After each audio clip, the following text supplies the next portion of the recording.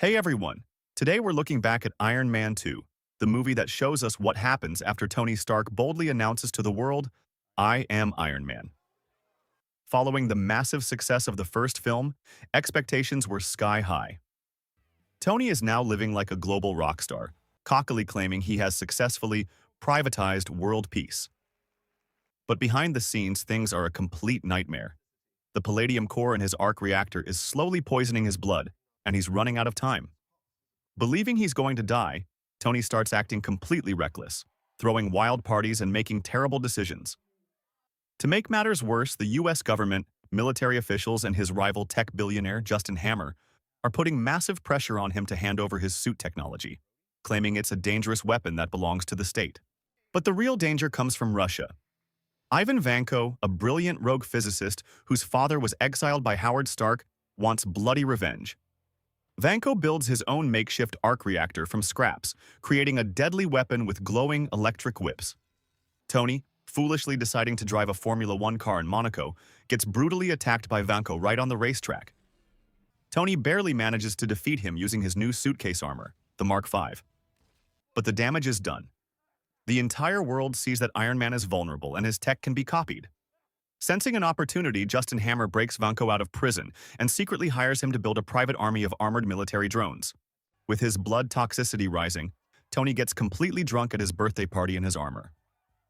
His best friend, Rhodey, steps in to stop him by putting on an older suit, the Mark II. They have a massive, destructive brawl, and Rhodey flies away to deliver the suit straight to the military.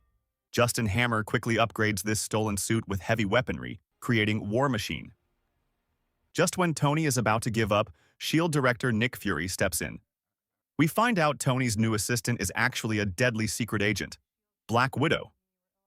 Fury gives Tony his father's old blueprints, where Tony uncovers a hidden formula for a completely new element.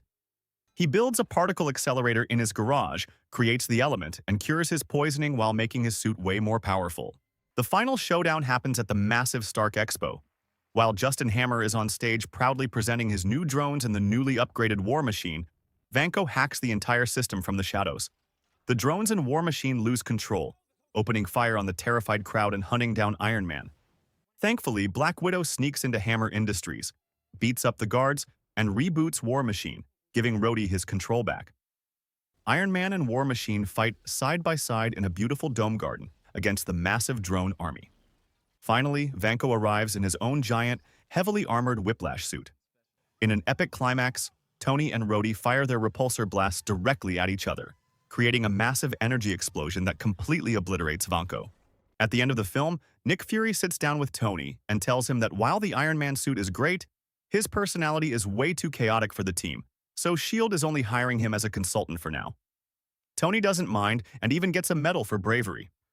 And of course, we get that legendary post-credits scene. S.H.I.E.L.D. agent Coulson arrives at a massive crater in the middle of the New Mexico desert. He radios in and says, "Sir, we found it." The camera pans down, and what do we see? A mystical, glowing hammer stuck in the sand, perfectly setting up the next phase of the MCU. Thanks for watching, and see you in the next breakdown.